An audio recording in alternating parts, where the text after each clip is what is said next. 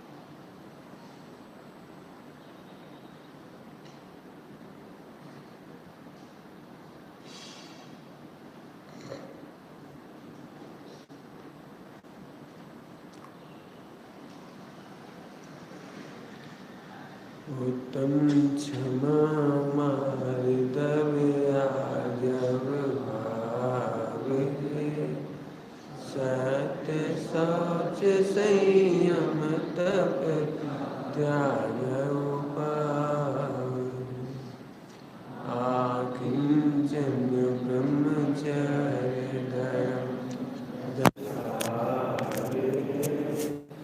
चहुंगति दुख ते काढ़ी मुक्ति करता।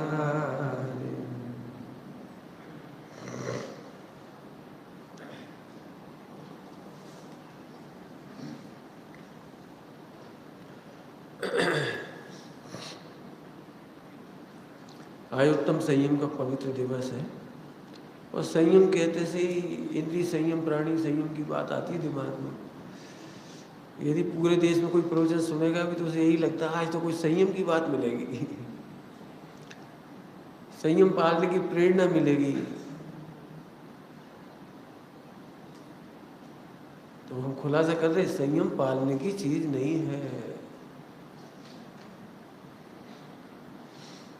संयम ऐसी कोई कपड़ा नहीं है जो पहना जा सके। संयम कोई कपड़े का नाम नहीं जो पहन लोगे आप। संयम कोई बेस नहीं है, संयम कोई क्रिया नहीं है। ऐसा देख देख के चल रही यही तो संयम है कि नहीं? नहीं, देख देख के तो चोर भी चलता है,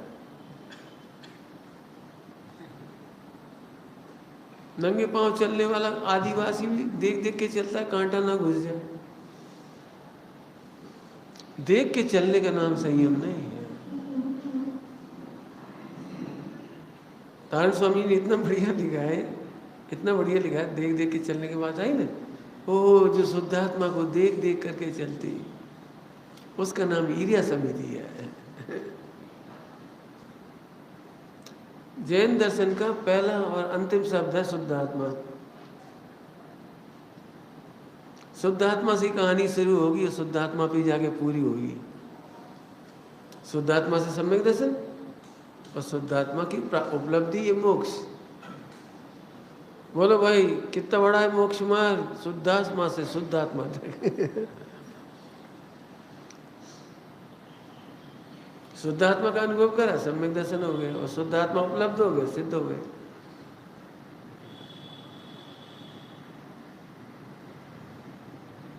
तो शुद्धात्मा से शुरू होगी बात। जैसे भाई ऐसा एक टाइम खा रहे 10 साल से, 50 साल से, 100 साल से, एक टाइम नहीं खा उससे क्या फर्क पड़ता है? त्रियंज गति में तो खाते ही नहीं है। अब कितने बड़े धर्मात्मा है बोलो। त्रियंज नहीं धरकना नहीं खाते तो क्या हो गया। देवगति में लंबा लंबा समय है सबका, तो बीच में क्या उपवास हो जाता है क्या? कुछ अलग ही बात है। इसकी भी पूरी चर्चा तो आप डॉक्टर साहब के उसमें पढ़ लेना। जो उल्लेख मैं पिछले 35 सालों में कर चुका हूँ वो इस साल नहीं कर रहा। 35 सालों में समय समय पर बदल बदल करके मैंने बहुत सारी विवक्षाएं खोली हैं, बहुत सारा नोट्स है तो खोलते रहे। इस साल तो पंडित साहब की रचनाओं का मर्म खुल रहा है। संयम क्या है तो समझो। आज संयम का दिन है, छठा दिन आ गया। शुद्धात्मा अनुभव करने पर क्रोध गया, शुद्धात्मा अनुभवने पर ही मार्दव आएगा। शुद्धात्मा के अनुभव किए बिना मार्दव आ ही नहीं सकता, आ ही नहीं सकता। क्यों? गटर में कांच पड़ा है और गटर में हीरा पड़ा है। बताओ, जितने तत्परता से अब हीरा उठाओगे, क्या उतनी तत्परता से कांच उठाओगे? तो ये तत्परता कहाँ से आ गई? ये कहाँ से आई? ये मार्दव है, ये मार्दव है। शुद्धात्मा को जानने के बाद, ध्यान से सुनना, कुछ कहना है मुझे। शुद्धात्मा को जानने के बाद विकारों पर क्रोध नहीं आता है, विकारों पर करुणा आती है। अज्ञानी ज्ञानियों के विकार को देख करके भी क्रोध करता है। बहुत बेकार है, काय के धर्मात्मा, काय के पंडित जी, इतना तो गुस्सा करे, ऐसे तो खा दो, ऐसे तो हंसत है, काय के धर्मात्मा। गुणस्थान प्रमाण विकारों को देख देख करके भी क्रोध करता है, और ज्ञानी पहले गुणस्थान वर्ती जीवों के विकारों को देख करके भी करुणा करता है। गुरुवर की आंख भर आवे वो सोचते हैं, क्या सोचते हैं? कब सच बात तू पावे। तुझे बस सच बात मालूम पड़ जाए, तुझे सच बात मालूम पड़ जाए।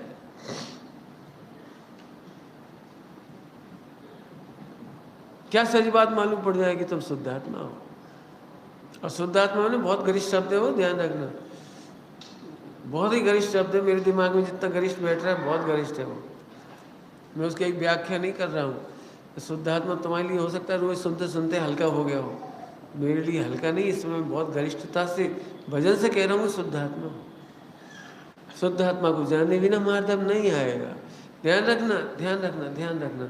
अज्ञानी अपने ही विकार में खेत खिन्न होता है, तो दूसरे के विकारों पर करुणा कैसे करेगा? अज्ञानी खुद से लड़ता है। आपने देखा, अभी हम अपने आप से लड़ रहे, अपने आप से जूझ रहे। क्या जूझ रहे? विकारी भाव से रुक नहीं पा रहे। ऐसे क्या करें, कैसे रुक जाए, क्या करें? जबरन जबरन। इतना सुंदर है। पिछले कई दिनों से, महीनों से, सालों से मैं एक बात बहुत अच्छे से कह रहा हूँ, किसी के ज्ञान में नहीं हो तो सुन लो अच्छे से, बहुत सुनने जैसी बात है वो। विकार कभी भी फुल स्टॉप नहीं होती, घटते घटते मिटती। और हम ये सोचते हैं विकार उत्पन्न नहीं क्यों हो रहा है। 2-4 दिन यदि बेहोश हो जाए ना कोई आदमी, पंडित जी बहुत बढ़िया परिणाम हुए, अब याद ही नहीं आई, 4 दिन से याद ही नहीं आई। ये तो 4 दिन से याद नहीं आई तो ये तो बेहोश हो। तो 4 दिन से याद नहीं है, इसका क्या कीमत, इसकी क्या कीमत? हम कह रहे याद आ जाती तो। भाई साहब रोज शादी का भाव आता, आज नहीं आया, ये तो काय खुश हो रहा है, आज नहीं आ रहा, कल आ जाएगा। और हम कह रहे शादी हो जाए तो क्या दिक्कत है? बात ये नहीं है शादी होना कि नहीं होना, बात ये नहीं खाना कि नहीं खाना, बात है कि शुद्धात्मा को जानते हो कि नहीं। शुद्धात्मा को जाने भी ना, ध्यान रखना। मार्दव दूसरों के प्रति नहीं है, ये भी एक बड़ा, दूसरों के प्रति नम्र हो गई, दूसरों के प्रति करुणा हो गई, वो तो बहुत स्थूल बात है, व्यवहार है। असली क्या है? अपने विकारों के काल में अपने विकारों से बिन भगवान देखता है, ये मार्दव है। क्या कह गई, अपने विकारों से भिन्न मार्दव नम्रता पूर्वक नम 3 बार वजन दे रहा हूँ, नम्रता पूर्वक अपने विकारों के काल में भी उसे विकार की चिंता नहीं, क्योंकि मिल गया ना सर्व समाधान कारक भगवान। ये है मार्दव, ये है मार्दव। हम मार्दव का भी समझते हैं बाहर कोई। आर्जव क्या है? शुद्धात्मा को जाने बिना आर्जव नहीं होता। शुद्धात्मा को जानना ही आर्जव है। ध्यान रखना, स्वामी जी ने क्या कहा था, 10 धर्म चारित्र गुण की पर्याय है। एक्चुअली चारित्र है, समझाने के लिए 10 प्रकार समझा रही है। हाँ, नाम 10 हो गई है, परिणाम तो एक ही है। ये भी क्या कहे, वास्तव में तो चारित्र है, लेकिन तुम सच्चारी समझोगे नहीं, इसलिए 10 धर्म कर दिए उनके। 10 क्या करेंगे समझाने के लिए, क्या करें, कैसे समझाएं आपको? सही बात बताएं, रत्नत्रय समझाने में आते ही नहीं, आत्मानुभूति समझाने में आते ही नहीं है, मैं शुद्धात्मा हूँ ये समझाने में आता ही नहीं, हम करेंगे आता ही नहीं। ये तो हम आपको नेगेटिव करके नास्ती से समझाते हैं, कभी कैसे समझाते ही।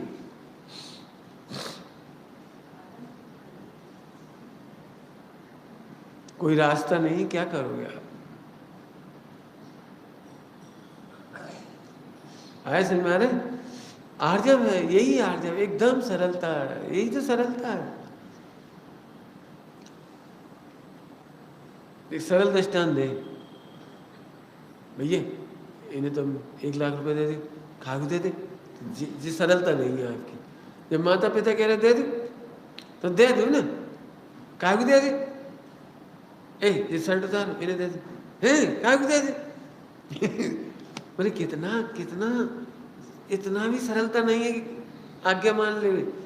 ध्यान रखना, इतनी मैंने सब प्रकार से ऋजु भाव है वो, सब प्रकार से। जब एक परमाणु मात्र मेरा नहीं है, तुम कह रहे दे दे, हम तो दृष्टांत देके समझा रहे, दृष्टांत। ये शर्ट इनको दे दे, कहा भी दे दे, 10,000 की देंगे तुम, हाँ तो झेल। जैसे ही 10,000 की शर्ट मिल रही हो, बताओ 1 करोड़ रुपया देंगे तुम, 1 करोड़ ये शर्ट इन्हें दे दे, तुम्हारा मकान इन्हें दे दो रहने के लिए, हाँ जेलो महल। जब महल पे दृष्टि है तो मकान छोड़ने में कहाँ लगा? बताओ कपट कब होता है? कपट कब होता है? ये पैसा तो बहुत बढ़ गया है, ऐसे कैसे दे दो, तो मन से, वचन से, काया से छल प्रपंच करता है जी। लेकिन सुनो, विश्व में शुद्धात्मा तुम्हें मिल रहा है, इसके बाद एक परमाणु मात्र तुम्हारा नहीं, ये दुनिया तुम्हारी नहीं है, दे दे, छुट्टी हो गई, सरलता से दे दी, वो सरलता से। मुनि दीक्षा काय का नाम है? मुनि दीक्षा का नाम, मुनि दीक्षा का नाम भाव दीपिका में लिखा है सर्वदत्ती, सर्वदत्ती। भाव दीपिका में सर्वदत्ती लिखा है, सर्वदत्ती, सब दे दिए। अभी हम तुमसे कहे 1 लाख दे दे, 1 लाख भाई साहब धीरे धीरे दे देंगे किस्तों में, भविष्य में दे देंगे, ठीक है। वो शुद्धात्मा को पाने के बाद सब दे दिया, हमारा था कहाँ? दे भी दिया और अंदर ये लग रहा हमारा दिया, तो आर्जव नहीं है ये कह रहे हैं। हमारे कहने से तुमने दे भी दिया, लेकिन तुम्हें ये लगा भैया हम ठगा गए, फंस गए, पंडित जी की बातों में आ गए, काग को आगे बैठे थे, उन्होंने पूरा पैसा दे दिया। तो फिर आर्जव नहीं है, मन वचन का तीनों होने चाहिए ना। को जाने बिना आर्जव भी नहीं होता। सुनो, शुद्धात्मा के बिना निर्लोभता कैसे आएगी? शुद्धात्मा का मतलब समझते, मुझे तो सही में बहुत इच्छा हो रही, प्रवचन वगैरह मत करो और एक एक शब्द पे तुम रिसर्च करो, रिसर्च। शुद्धात्मा माने क्या? कह तो देते हैं हम विश्व का सर्वोत्कृष्ट पदार्थ, सब कुछ देने वाला मिल गया, सब कुछ देने वाला, सम्यक दर्शन से लेकर केवल ज्ञान तक देने वाला मिल गया। विश्व में सारी ताकत लगा करके भी तुम एक समय का सुख नहीं ले सकते, मुझे अनंत काल का सुख देने वाला मिल गया। तुम्हें पता है तुम शुद्धात्मा माने क्या? मुझे तो कई बार ऐसा लगता है, लेकिन अब मेरी इच्छा नहीं होती स्थूल प्रवचन करने की, तुम समझो मत समझो, हमारा शुद्धात्मा का आनंद हम लेंगे, क्या करें? बताओ शुद्धात्मा कहते ही तुम्हें क्या लगता है? हाँ वही आत्मा, आओ वही सोनगढ़ वारो,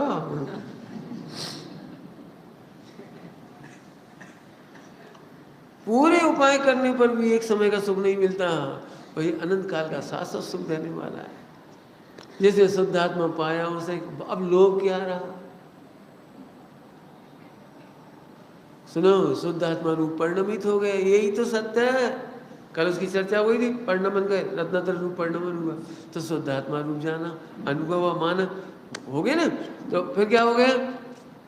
यही तो सत्य धर्म है। अब सुनो, शुद्धात्मा के साथ जो आचरण है वही सही है। क्या कह रहे? शुद्धात्मा का अनुभव के साथ, शुद्धात्मा के रत्नत्रय के साथ। थोड़ा घर में रह रहा है तो देश संयम है, मुनि दशा है तो सकल संयम है, संयम है, इंद्रिय संयम है, प्राणी संयम है।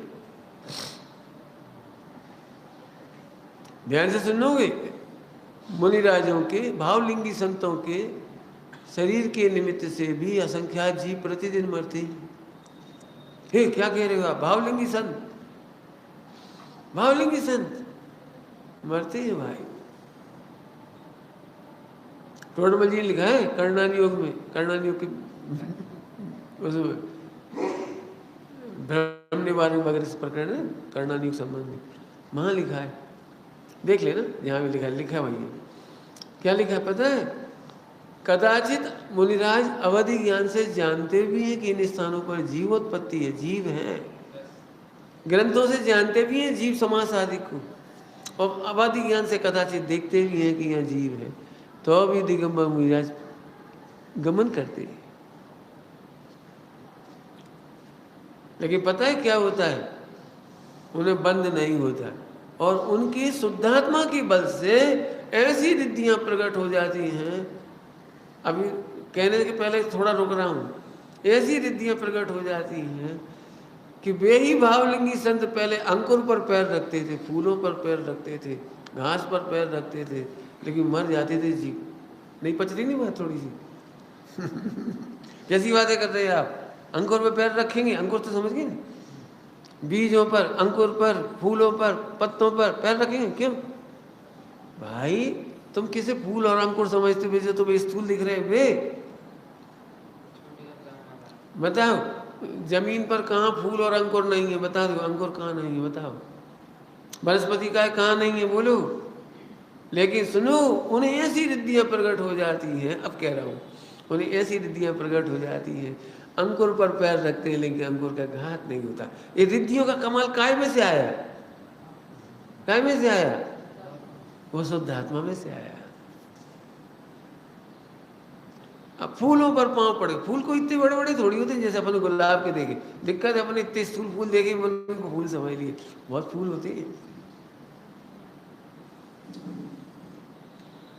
मैं ये नहीं कह रहा पैर रखना चाहिए, वो ध्यान रखना, कोई स्थूल बात नहीं, ये तो सूक्ष्म केवल ज्ञान गम्य है, कर्णानी योग गम्य है, थोड़ी सी बात है। मुझे तो ये कहना था, वो शुद्धात्मा की आराधना के बल पर बंद तो नहीं होता, बल्कि एक समय ऐसा आ जाता है उस करुणा के बल पर। अब व्यवहार में से करुणा कहती है, ध्यान रखना, आत्ममग्नता का नाम करुणा है। दूसरे जीवों को देखे, हाँ इसका नाम करुणा नहीं है, इसका नाम तो मोह है। प्रवचन सार जी में इसको मोह कहा है। क्या कह रहे? मोह है जीव, और मर जाए, और मर गए, और नहीं मर जाए, ठीक है, वो भी अच्छा है, यथापद भी तुम्हारी निचली भूमिका वालों के लिए भाई भी ठीक है। करुणा दान है, करुणा दत्ती है, करो, कोई दिक्कत नहीं, हम उसका निषेध नहीं कर रहे। लेकिन दिगंबर मुनिराजों को तो असली करुणा किसका नाम है? जब इस स्वरूप में मग्न होते हैं, ये करुणा सा करुणा है, बहुत बड़ी करुणा है। क्यों? कैसे करुणा है? सबसे बड़ी करुणा है, ये पता है? सबसे बड़ी करुणा क्यों? तुम कितने जीवों की रक्षा कर सकते हो बोलो? अनंत काल में गिनो, करो, कितनी रक्षा करोगे? हॉस्पिटल खोल के कितनी रक्षा करोगे बोलो? भोजन करा के कितने लोगों की रक्षा करोगे बोलो? करो करो रक्षा करो, जरा हिसाब लगाओ, करो रक्षा। सुनो, आत्मा में मग्न होने के बाद जन्म नहीं होगा तो कितने जीव राशि नहीं मरेंगे अनंत काल तक। इस शरीर के निमित्त से, खाने से, पीने से, कमाने से, व्यापार से, धंधा से, मकान से, पत्नी, बच्चे, शरीर, मल मूत्र, श्वासोच्छ्वास, सप्त धातु, कितने जीव राशि मर रही है। ओ चलो, अब अनंत काल जन्म मरण नहीं होगा, यही करुणा है। विश्व की सबसे बड़ी करुणा सुनिए, विश्व की सबसे बड़ी करुणा भगवान बनना है। अब समझ में थोड़ी आती ऐसी जैसी करुणा। आहा, दया करो पहले अपने पर, दया करो पहले अपने पर। इसको आगे बिठा, दिखते नहीं बेचारे को तो कैसे देखेगा। आगे आगे, तुम लोग बेटे इधर जाए, इधर जगह खाली पड़ी रहती है और टेढ़े बैठ जाती है। पहली जगह सामने रहती है, यहाँ जा तो वहाँ और कोई आएगा वो बैठ जाए। आजा आजा, तुम का 2-4 लोग आ जाओ इकट्ठी, आजा तुम इधर जाओ मेरे पास।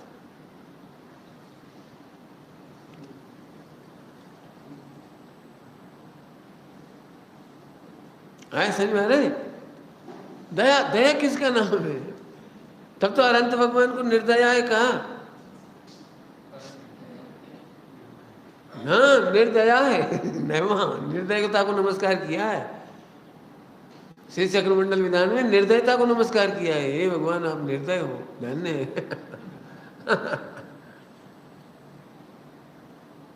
हाँ, आपकी निर्दयता ही परम दया है।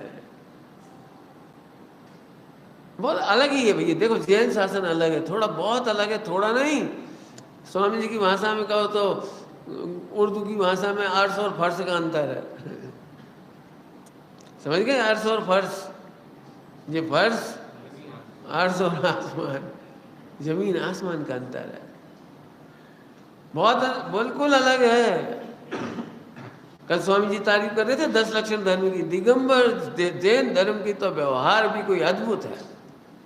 जैन धर्म मैंने 10 लक्षण की तारीफ कर रहे थे और पर्यूषण की तारीफ नहीं कर रहे थे 8 दिन की। समझ में आया? संयम की चर्चा करना। देखो, संयम ही सुख का,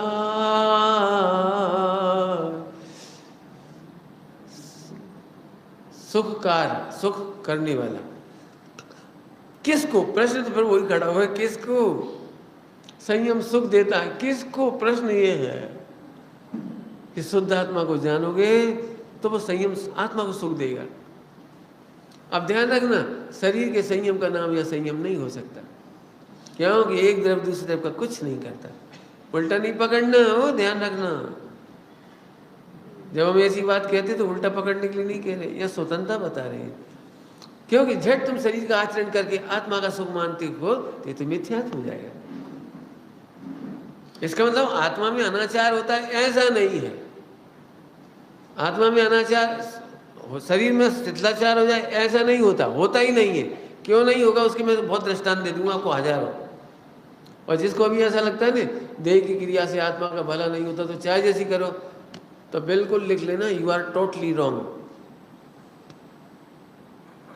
टोटली रॉन्ग कह दिया मैंने पहले नंबर। मैंने शिथिलाचार के लिए तो तस्य देशना नास्ति,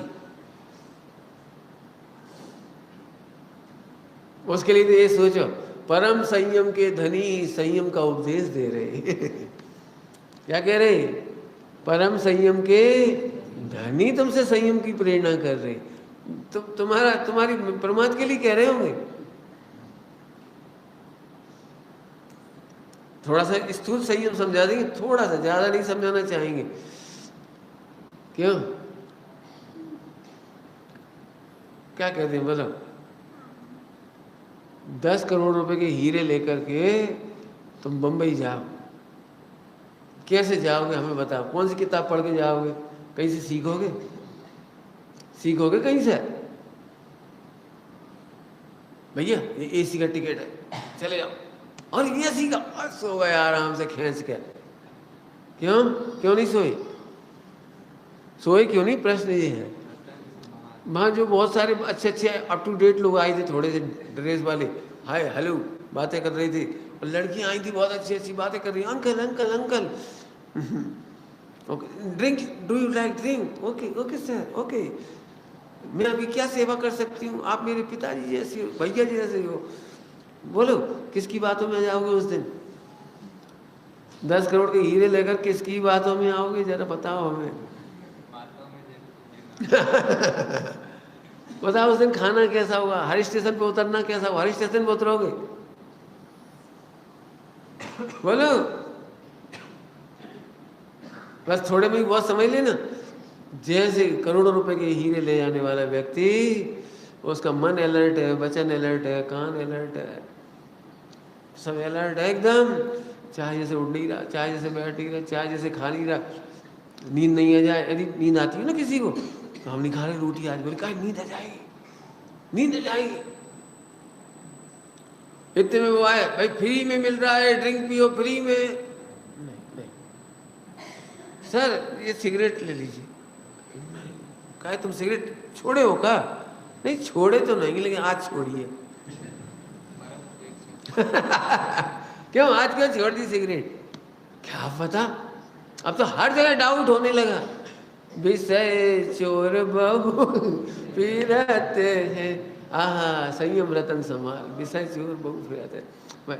एक दृष्टांत से समझा दिया आपको। हम कितने दृष्टांत दे सकते हैं, कितने आप खुद बनाओ। बड़ी मुश्किल से लड़के का रिश्ता हो रहा हो तो लड़की वाला को यहाँ से सहता, कहाँ जा रहे हैं, कहाँ जा रहे हैं, उनके घर तो नहीं जा रहे, और उनसे हमारी बनत नहीं है, बिगड़ा देंगे, क्या कर देंगे वो, हमारा रिश्ता छुड़वा देंगे। अरे उन्हें घेरे रहो, खिलाओ पिलाओ, खुश करो, बताओ उन्हें, फार्म हाउस पे ले जाकर दिखाओ, फैक्ट्री दिखाओ, कागू साध रहे ऐसे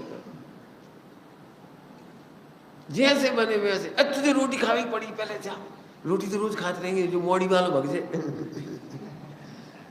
वहां कैसे संयम आ जाता है? जिसकी कीमत आती है वहां संयम होता है। ऐसे ही आत्मा की कीमत आती है, शुद्ध आत्मा की कीमत आती है, मोक्ष मार्ग की कीमत आती है। संयम कराया नहीं जाता, अरे जो होता है उसी का नाम संयम। पंडित साहब ने कहा दिगंबर मुनिराज ग्रंथ पढ़ पढ़ करके आचरण नहीं सीखते, 28 मूलगुण देख देख करके नहीं पालते, 28 मूलगुण देख देख करके नहीं पालते। अच्छा इतनी ड्यूटी है, दीक्षा लेने में ऐसे करना पड़ेगा, पढ़ लिया ठीक है, ऐसा नहीं है। पंडित साहब ने ऐसे बढ़िया भाषा, तो बहुत सालों पहले की बात बता रहे, 25 साल हो गए हूँ कम से कम। पंडित साहब ने एक प्रवचन में कहा था, अरे मुनिराज ईरिया समिति से नहीं चलते हैं, वे जैसे चलते हैं उसी का नाम ईरिया समिति है।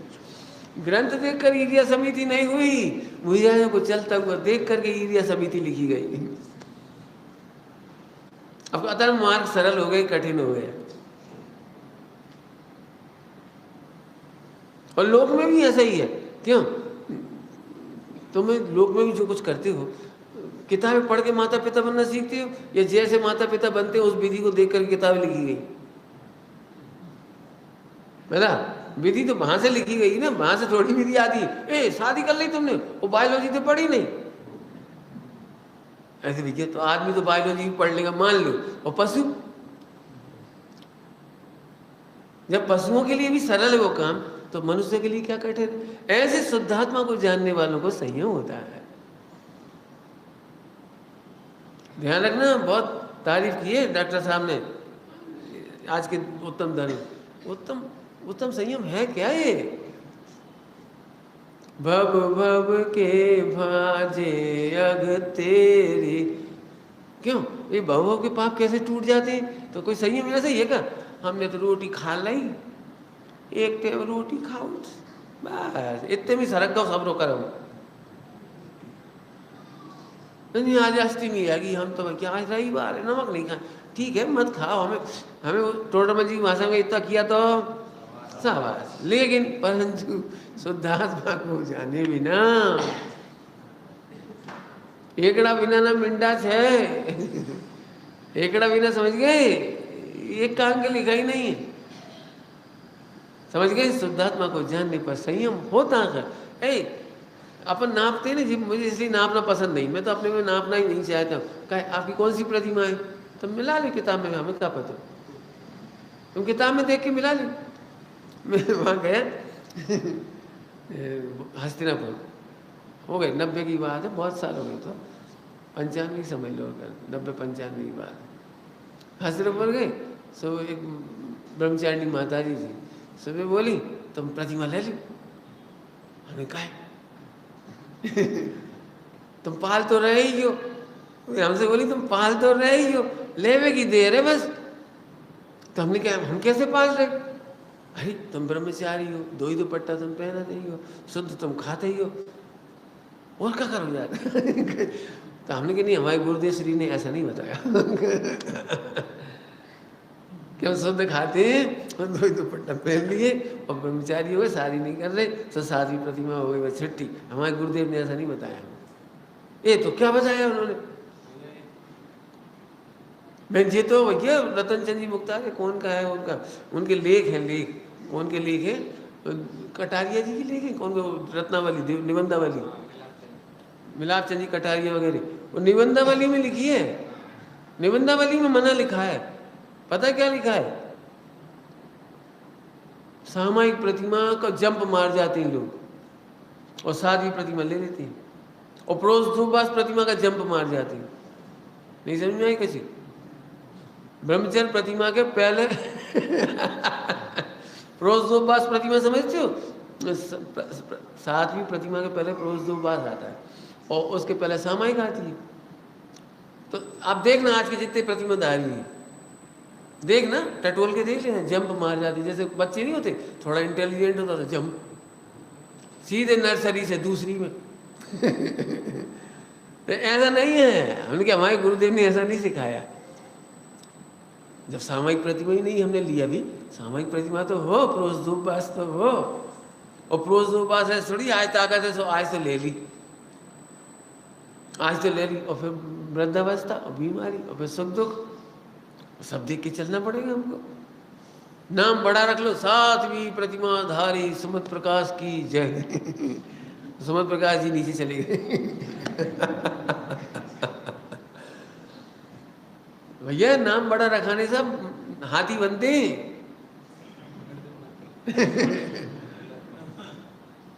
नाम बड़ा रखाने से, हाँ, त्रिलोक मंडन हाथी बना था कि नहीं बना था?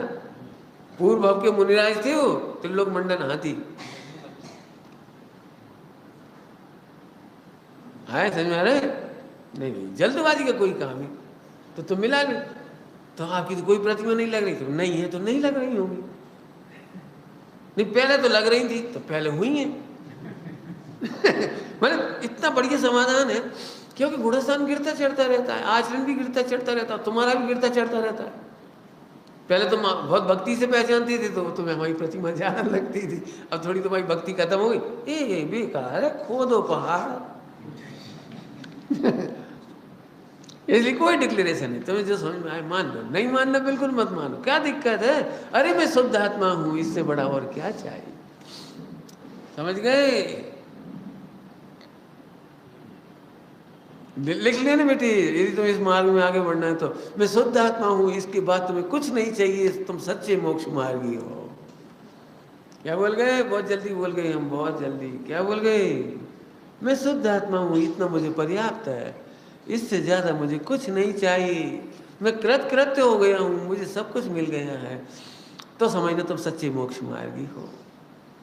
ऐसे कैसे? अरे ऐसे कैसे? अब जब तुम्हें समझ में आएगी तभी, जब तुम्हारा मोह मिटेगा तब ऐसे ही मिटेगा। हम कह रहे तुमसे, और नहीं तुम सिद्ध करो कि शुद्ध आत्मा के अलावा और कुछ चाहिए हो इधर। और चाहिए क्या? उपलब्ध मान। इतनी प्यारी प्यारी भाषा, सही कह रहे, प्रवचन करने की इच्छा ही नहीं, जब अपन कर रहे हो तो मजबूरी में। उपलब्ध मान है, सदा उपलब्ध मान है। देखो तुम्हें समझ में नहीं आया है, कोई नहीं समझ में आई ना हमारी बात, हम समझा रहे तुम्हें। उपलब्ध विमान का मतलब, एक स्त्री महिपाल जी के पास आई, बोले हमें अपना पति चाहिए। तो उनके बगल में पति खड़ो जी को है, हाँ है तो, लेकिन चाहिए क्यों जी? क्या चक्कर है? बताओ क्या कहोगे आप? बोलो क्या कहोगे? एक स्त्री, हमें पति चाहिए जी, है तो जी कौन है? नहीं है तो, लेकिन हमें चाहिए, इसका उत्तर दो हमें। अरे जिस शुद्ध आत्मा को तू चाहता है वो सदा उपलब्धमान है तो, हाँ, देव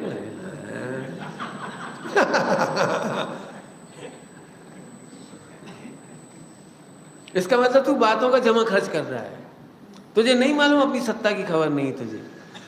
शुद्धात्मा सदा उपलब्ध मन, कितना बढ़िया बात आ रही है।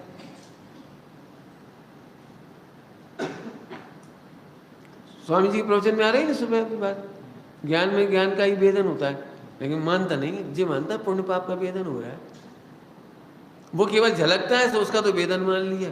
और जो स्वयं संवेद भगवान हाजरा हजूर, जिसको प्यारा शब्द है, सबसे प्यारा शब्द है हाजरा हजूर विद्यमान अच्छे, त्या क्या जाए, ते क्या जाए बताओ, कहाँ चला जाएगा। हाजरा हजूर, हाजरा हजूर, वो पति को भी कैसा माथा पट, एक हाथ करके देखो प्रैक्टिकल, कोई महिला पति को लेके जाओ ऑफिस में, मनो पति माथा पकड़ लेगा, कैसी है अभी तो मैं जिंदा हूं कि हाँ तुम तो हमेशा ही जिंदा रहोगे, तुम्हारे से कहा, फिर तुझे कौन सा पति चाहिए। सब लिखा है टीकाओं में, राजमल जी पांडे साहब ने इतनी बड़ी बड़ी टीका लिखी, इतनी प्यारी टीका है। यदि कोई भाववाही टीका पढ़ना हो, भाववाही, तो वो टीका तो राजमल जी पांडे जी की है, बिल्कुल छोटे छोटे शब्दों में बहुत मर्म लिख दिया एकदम। कोई जानेगा कि संसार में और सिद्ध में कोई फेर है, फेर तो कछु नहीं। कितनी सरल भाषा, फेर समझते हो, अंतर। संसार में और सिद्ध में क्या अंतर है, अंतर तो कुछ नहीं। फेर गुजराती का शब्द है अब पता ये कौन के दिमाग घुसेगी ये बात कि संसारी और सिद्ध में कोई फेर नहीं, मैंने कोई अंतर नहीं। गुजराती लोग तफावत बोलती हैं, तफावत उर्दू का शब्द है तफावत शू तफावत है, क्या अंतर है बता। हम तो कई बार दृष्टांत दे चुके, याद होंगे आपको। बताओ छिलके के अंदर केला और छिलके से रहित केला, बताओ क्या अंतर है, बोलो भाई क्या अंतर है। कहीं अंतर नहीं। ऐसी भगवान आत्मा में देह रहित और देह सहित, यहाँ देह सहित है वहाँ देह रहित है, वो ये तो हमारा मोक्ष हो गया, इसी में आनंद करो, सम्यक दर्शन हो गया बस। वही अब तुम पकड़े रहो इस बात को। दिक्कत क्या है, तुम औरों से सर्टिफिकेट चाहिए, क्या हमने सुमत प्रकाश की क्या बात मान ली, माने कि नहीं मान, सुमत की भी तो छत मस्त है। अरे सुमत की तो नहीं है, सर्वज्ञ की है ये बात, हमारी तुम्हारी कहाँ से आ गई। नहीं टीका पढ़ो ना, सच कह रहे, इस पर से अनुसंधान करो, अपनी बात पक्की कर डालो। सारी दुनिया, हाँ बोलो अब बोलो वो लाइन, बातों में जग की मैं न आऊं, अब न धोखा खाऊंगा, पावन परम श्रद्धान करके शीघ्र निज पद पाऊं। उसने सारी पंक्ति है शुद्धात्मा के लिखी है। उन रचना में पंडित साहब ने कुछ और नहीं लिखा, ये लिखा है। सबसे अच्छी और पंक्ति होता है उसकी, भगवान आत्मा वाली सी कोई पंक्ति सी, नव तत्व से नव तत्व के भीतर छुपा यह आत्मा भगवान है। ऐसा नहीं लगता तुमको, डांडिया करने लगो। अभी तुम लोग ऐसे आए पावर, चलो भाई क्या सुनिए, अब पापी हैं, जेल में जा रहे, क्या करें, देखो कछु हो जाए और तुम्हें एकदम कोई कहे बंधन मुक्त, काय जेल मेल कुछ नहीं, किसी कुछ नहीं, चलो सब मुक्त, कितना आनंद है।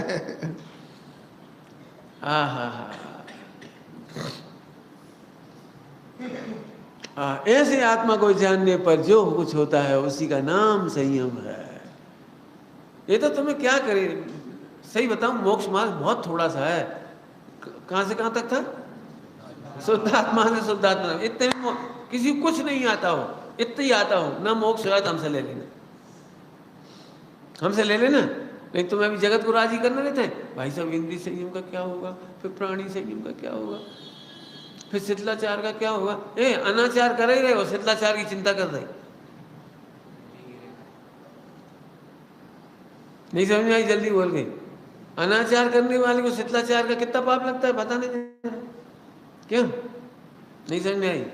पंडित जी एक बार बताओ, एक आदमी जहर खा रहा है और निमोरी भी खा रहा है, बता लो तो निमोरी खाएगा तो क्या हो गया बताओ, निमोरी समझती है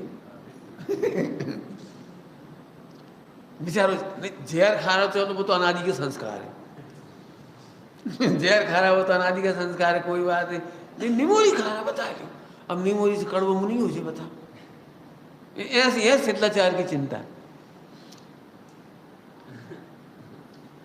पता है बहुत बढ़िया बढ़िया टीका है, पढ़ने लायक है, पुण्य पाप अधिकार की टीका है, बहुत अच्छी जोरदार।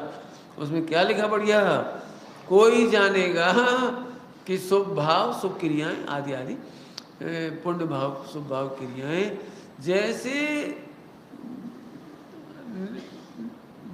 क्या कहलाते हैं, बहुत अच्छा शब्द लिखा हूँ, जैसे मैं अपने भाव में बोल देता हूँ, अच्छा शब्द याद आ जाए, बहुत बढ़िया शब्द है। जैसे शुभ भाव को करने का उपदेश नहीं दिया जा सकता, वैसे वर्जन का भी तो उपदेश नहीं देना चाहिए।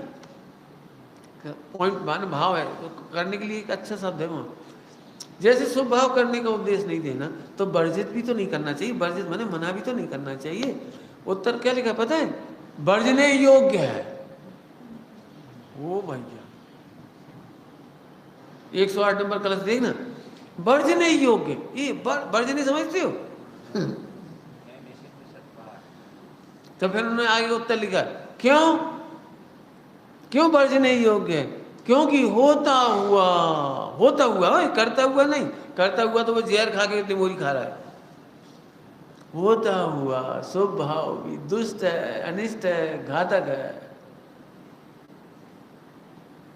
यानी इधर से पढ़ो तो प्रथम में प्रथम क्या करना चाहिए, प्रथम में प्रथम शुद्धात्मा जानना चाहिए।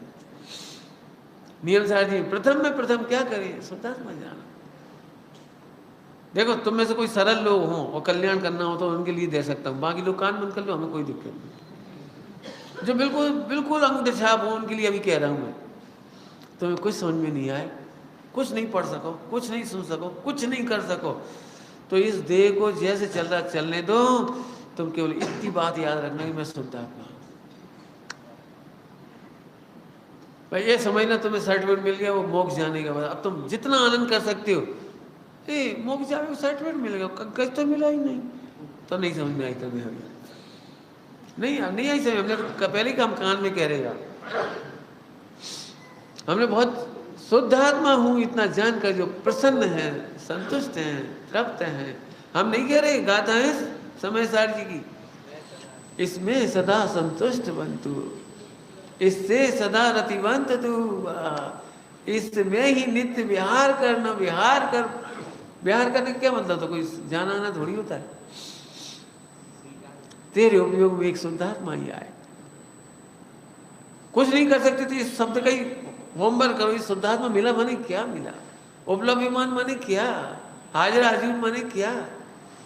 एक्चुअली हमें सुनते सुनते आदत पड़ गई और दिमाग में एक बैठी है क्या, अभी ऐसे थोड़ी सुनने से हो जाए। अपन कितनी पाप ये ने का पता, अपन दुकान में क्या कर रहे हैं क्या पता, देरानी जिठानी से वहाँ ऐसे चल रहा हो, सम्यक दर्शन कैसे हो जाए। हम तो खाते ऐसे चलाते ऐसे रहे, हम तो बहुत कमा रहे। ये तो तेरा क्या कही, तेरा दुर्भाग्य है। स्वामी जी कल क्या कहा था, मोक्ष लक्ष्मी तेरा तिलक करने आई हो, तू कह रहे मैं मुंह धोया हूँ मुंह धोया हूँ। लक्ष्मी तो चाली जैसे बापू लक्ष्मी तो चली जाएगी। आए ना कल गुरुदेव के पास